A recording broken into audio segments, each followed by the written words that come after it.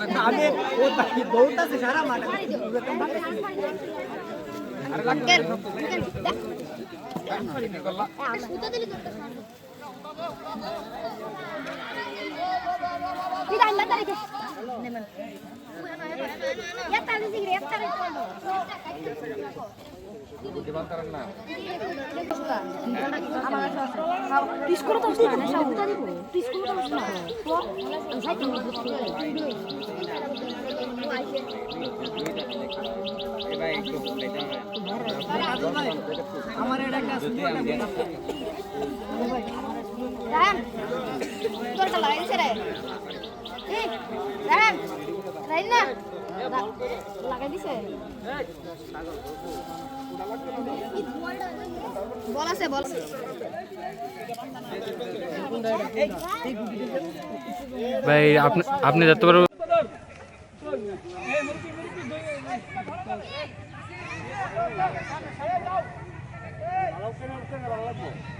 এই দাও পিছি